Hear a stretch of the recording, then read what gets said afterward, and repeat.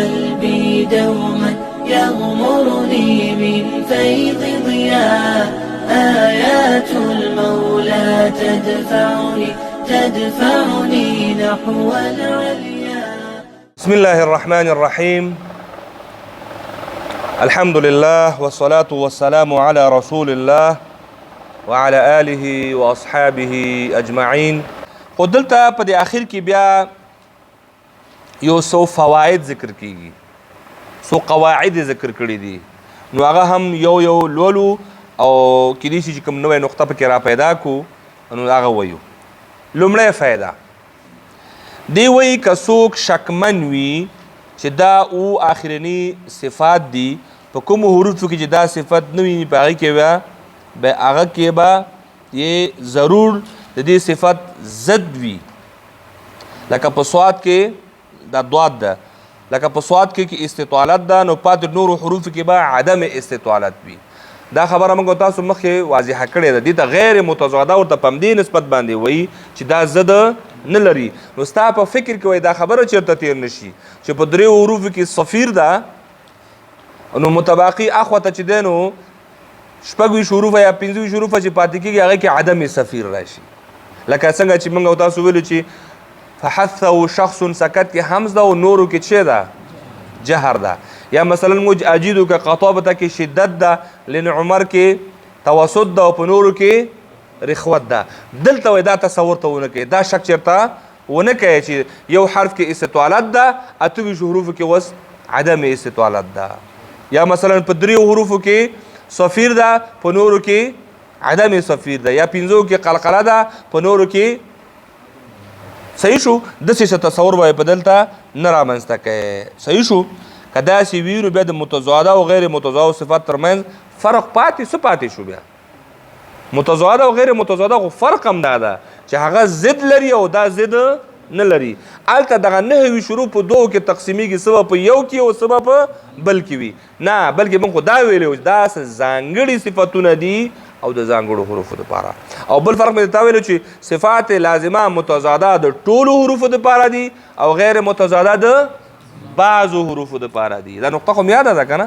دا اوس نه هېرېږي انشاءالله. دا د بعضو حروفو دپاره دي، په دې کې ټول حروف نه راځي. اوس ټول وګوره، دلته اوس مثلا درې صفیر، پنځه قلقله، لین، انحراف، یو تکریر، یو تفشي او یو استطالت.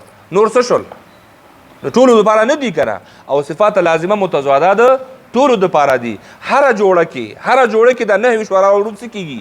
پوره کېږي. څه به یو کې وي او څه به بل کې وي. نو دا د ټولو دپاره نه دي، بلکې څه خاص صفتونه دي، ځانګړي صفتونه دي، څه د خاص او د ځانګړو حروفو دپاره. دې کې عدم او غیر عدم پکې څه نشته. د دې جواب وایي دا ده چې دا خو صحیح ده، خو په متضاده صفاتو کې د هر صفت ضد نوم هم وي. هلته خو نوم لري، همس ضد یې شته، چې ده هلته خو موږ عدم همس نه وایو، چې وایو؟ جهر وایو. شدت مقابل کې رخوت یادو، د استعلا په مقابل کې استفال یادو. نو دلته به څه یادو؟ د صفیر مقابل کې به څه یادو؟ نشته. چې نشته لهذا دا شک کول هم صحیح نه دي. ځکه کله کله دا شک هم چې دی نو وایي من شک فقد جک. چا چې شک وکړو هغه جک ووهوئ، بدکار یې وکړو، شک مه کوئ. ښه، په دواړو نومونو کې هم په هر حرف باندې یو نه یو باندې صدق کوي. څه کې به همس راځي، څه کې به راځي. چې دلته د ضد نوم نشته، له دې کبله دلته د دې ضد صدق ته اعتبار نشته، نه دی ورکړل شوی. په دواړو صفاتو کې همدا فرق وشو چې هغه ضد لري متضاده او غیر متضاده ضد نه لري. چې ضد نه لري، نوم نه لري، نو په زوره چې دی نو ځان ته کار کتل نه دی پکار چې دا عدم دا شی پکې ده. دوهمه فایده کې لیکي، دا فایده دا د خپل عنوان ده. ښه، بعضې خلک فایده لیکي، بعضې خلک نوټ لیکي. دا لکه هغه نوټونه دي که نه، یو دوه درې څلور د درس په اړوند باندې. دی وایي چې یوازې د مخارجو د صفاتو ادا ته مه ګوره. تا ته وایي محترمه، تا ته وایي ښه، یوازې د مخارجو د صفاتو ادا ته مه ګوره او په دې مه ډاډه کېږه چې زه ښه قرآن وایم، ښه مخارج راته یاد دي، ښه صفات مې یاد کړل. په دې مه ډاډه کېږه بلکې چې د ماهر استاز مشق ضرورت دی. یو استاز ته کېناستل دا ضرورت دی. خو که چېرته داسې استاز په لاس در نشي نو بیا له کتابونو څخه کار واخله. ځان نه به هغه نه جوړی چې 3 ټکي دې زده کړل یا چېرته دې واورېدل. نن سبا خو د اورېدو وسایل ډیر دي. یوازې په اورېدو باندې اکتفا مه کوه. دا خپل اورېدل دی یو استاد سره شریک کا. هر څوک چې بغیر د استاد نه چا حرکت کړی هغه بېلارې شوی. د استاد د رهنمایۍ لاندې درس ووایه نو ته به د ډېر زیات لغزشاتو نه څنګه شي بچ شي. او که ته د اورېدو نه که ته ډېر مخکې لاړ شي خو بیا به هم په خپل علم باندې شکي یې ځکه تا د یو معتمد مرجع نه دي ویلي که نه. شکي به یې چې نه چې دا خو ما ځان نه زده کړی و که یو ځای کې مې کتلی و دا به صحیح و که نه چېرته ویلی نه شي. خو د استاز په رهنمایي کې چې زده کړه بیا په هغې باندې څه شی ته به بیا ډاډه یې ځکه دا خو ما د استاز نه ویلی دی. استاز مې کتاب کتلی و ما کتاب کتلی و. نو دې وجې نه دا وایي چې یوازې مخارج زده که او صفات زده که په دې ډاډه کېږه ما بلکې یو مشفق او مهربان او د تکړه استاز مشق ته هم څه شی ده ضرورت ده چې ته خپل قرآن هغې ته واوره چې دا قرآن مې درست ده او که نه ده. چې کله هغې تایید وکړه د هغې نه وروسته بیا به ته په ټولو قواعدو کې ډاډه ورځي. درېیمه فایده وایي 3 نمبر یاداش یا نوٹ دی وایي د دې درس په شروع کې د لازمي ذاتیه صفاتو په تعریف کې لیکل شوي که چیرې هغه صفت ادا نشي صفات لازمه یادوي صفات لازمه ذاتیه ممیزه و د دوی باره کې لیکلي که چیرې دا صفت ادا نشي نو هغه حرف نه پاتې کیږي. موږ تاسو ویل هغه حرف به عربي حرف پاتې دا مو ویلی دي خو دې کتاب کې تقصیر شوی د ډېر ځای هغه حرف نه پاتې کیږي. لږ خو خبره مطلب دی نه هماغه د تاسو پې پوهیږئ. د حرف په ځای نه پاتې کېدل په څو قسمه ده. د حرف په خپل ځای نه پاتې کېدل په څو قسمه ده. یو دا چې بل حرف ته نه جوړ شي. صحیح شو. حرف په ځای نه پاتې کېږي چې نه پاتې کېږي څه کېږي موږ هم ویلی یو که نه یا به حرف مکمل ختمیږي او یا به څه کېږي ناقص کېږي. ویلی هم دي که نه دی هم دا خبره کوي. دا په 2 قسمه دي. یا خو دا ده چې هغه حرف نه څه جوړ شي بل حرف جوړ شي. و سین کې صفت استعلا راوله سین نه به څه جوړېږي صاد جوړېږي ختم شو که نه. یا په صاد کې استعلا ختم که څه به ترې نه جوړ شي سین به ترې نه جوړ شي. یا خو داسې حالات دي چې مکمل حرف څه کېږي بدلیږي. یا دا چې هماغه حرف پاتې دی خو سره د څه کموالي او نقصان لکه په سین کې چې صفیر ختم کی. صفیر یو لازمی صفت ده خو چې صفیر ختم شي هغه حرف په خپل ځای دی خو مکمل نه دی. ذات یې څه شی ده نیمګړی او ناقص ده. یا دا چې عربي حرف پاتې نشي یو بل حرف ترې جوړ شي یو بل حرف ترې ته جوړ کې اختراع وکړې نوی حرف جوړ کې یعنې د 29 حروفو په ځای باندې حروف 10 کې یا یې 1 او 2 شي که نه نوی حروف پکې څه شي کې ایجاد کې ځکه خو قاریان یو نو قاریان به حروف جوړوي که نه د قاریانو کار نور څه ده نو نوی حروف به بیا څه شي کېږي اختراع کېږي. صفات لازمه او ترک د وجې نه وایي 3 غلطیانې عام طور باندې منځته راځي. څه شی و یا خو حرف مکمل ختمیږي بل ته جوړیږي یا به نیمګړی وي او یا به نوی حرف به دې جوړ کړی وي چې ته به هم نه پوهېږي چې دا اوس دلته نوم څه شی ورکړم نوم به تاله هم نه راځي خو اواز به نه ځکه حرف وایي اواز ته د حرف لغوي معنا هم اواز ده. صحیح شو. مخترع به شي یعنې اختراع به وکړي خلک چې دی نو تیاري اختراع کوي موږ به نوي حروف اختراع کوو په قرآن کریم کې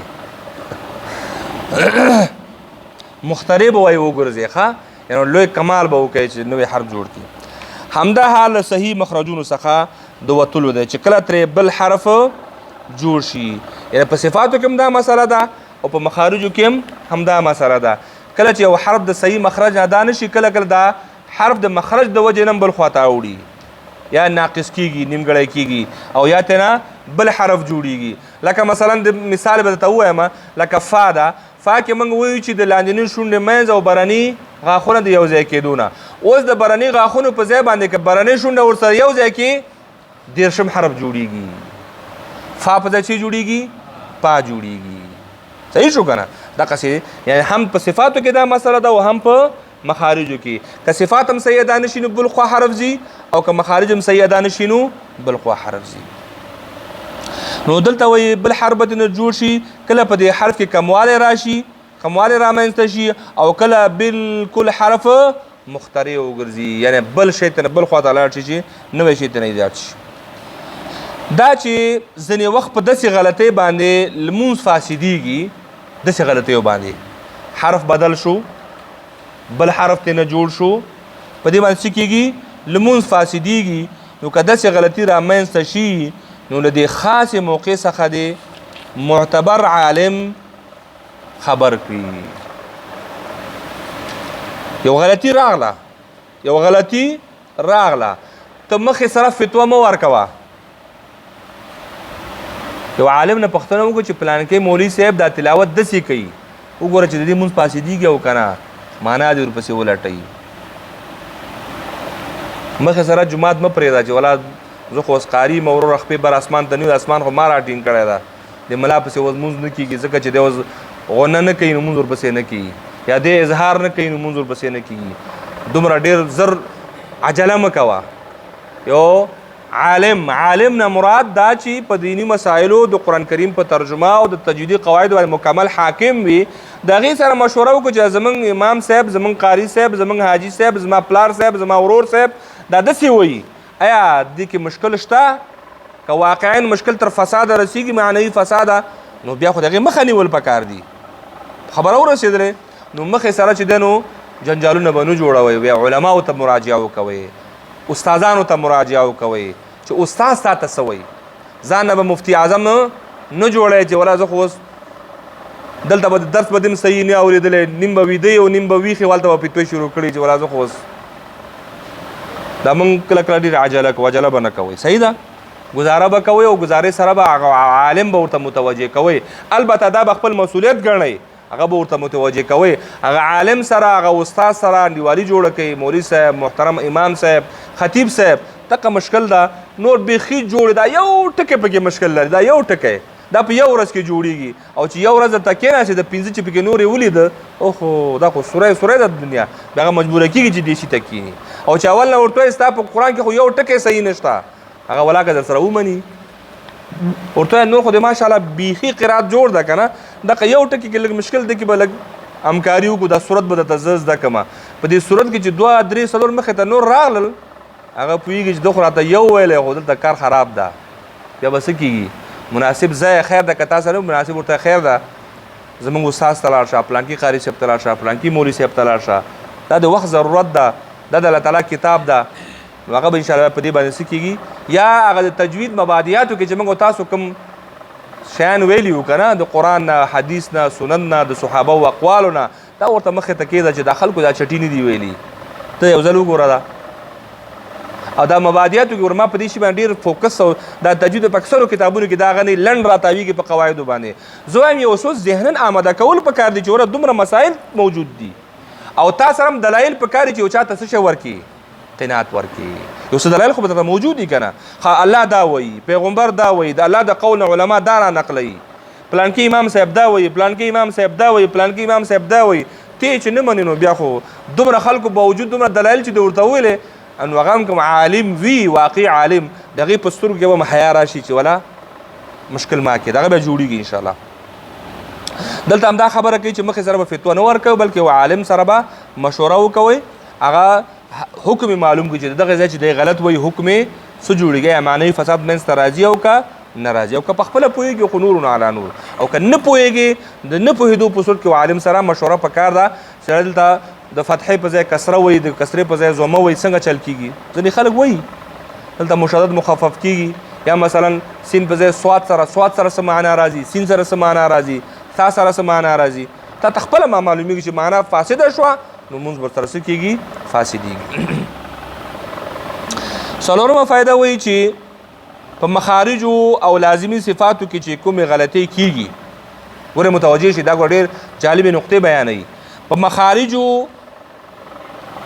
او لازمی صفاتو کې چې کوم غلطۍ کیږي، د تجوید د فن همدا مقصد ده. د تجوید فن اصل مقصد دا ده چې په مخارجو کې او په صفاتو کې غلطیانې را نشي. لازمی صفت ګوره ها، لازمی صفت چې له داسې غلطیو څخه ځان وساتل شي، له دې کبله مخارج او صفات له ټولو قواعدو څخه مخکې باید څنګه شي؟ بیان شي. مخارج ضروری دي، صفات لازمه ضروری دي، ځکه د صفات لازمه او د ترک په صورت کې څه واقع کیږي؟ لحن جلی واقع کیږي. د لحن جلی حکم څه ده؟ حرام ده. او متاسفانه نن سبا صفات لازمه کې خلک زور نه لګوي.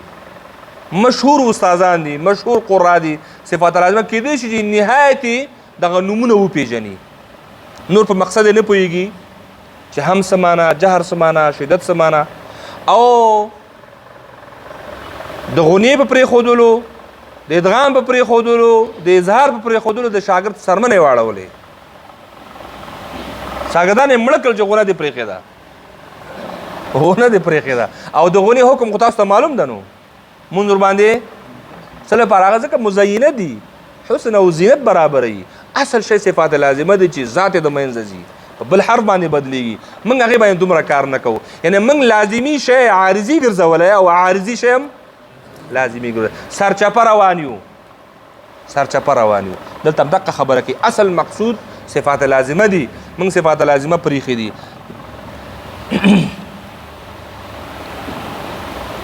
د دې وروسته چې د صفات محسنه اړوند کومې قاعدې راځي، صفات محسنه، صفات محسنه، مزینه، محلیه، را ډک ویل، را باریک ویل، لفظ الله ډک ویل، لفظ الله باریک ویل، دا صحیح ده، ضروری دي. اصل مقصود څه ده؟ صفات لازمه دي. ځکه دا په دویمه درجه کې قرار لري. زیات کوشش په هغې باندې پکار ده چې معنوي فساد هلته منځته راځي. د لفظ الله په باریکوالي او په غټوالي کې معنوي فساد منځته نه راځي. د را په غټوالي او باریکوالي باندې معنوي فساد منځته نه راځي. د غنی او د اظهار په پرېښودلو باندې معنوي فساد منځته نه راځي. صحیح شو؟ نو دې وجې نه هغه اصل مقصود هغه ده. نو دلته باید صفات محکم هغه چې راځي د ذکر شوي مقصد په دوهمه درجه کې دي. دا بیا په دوهمه درجه کې دي، خو عموما د دوهمې مرتبې د قواعدو لحاظ د اصلي او مقصودي قواعدو څخه زیات ګڼل کیږي. همداسې ده که نه؟ دا دوهم شی موږ اول ګرځولی او اول شی هم دوهم ګرځولی. باید اصل توجه چاته وشي؟ صفات لازمه ورته وشي، مخارجو ته وشي. نو موږ هغه دومره ضروري نه ګڼو. غنه و، اخفا و، ادغام و، که نه؟ دغه ته هم ډېر کش ورکړی ده، وایي دا دوهم شی ده. نو موږ چې دی نو دوهم شی زباره چې دی نو دوهم په کتل پکار دي، او اول شي ته د اول شي په نظر باندې کتل پکار دي. نو د دې لامل دا ده چې دې قواعدو له کبله غږ ښکلی کېږي، غنه باندې غږ ښکلی کېږي، مد باندې غږ ښکلی کېږي، ترنم پکې جوړیږي، اخفا باندې غږ ښکلی کېږي.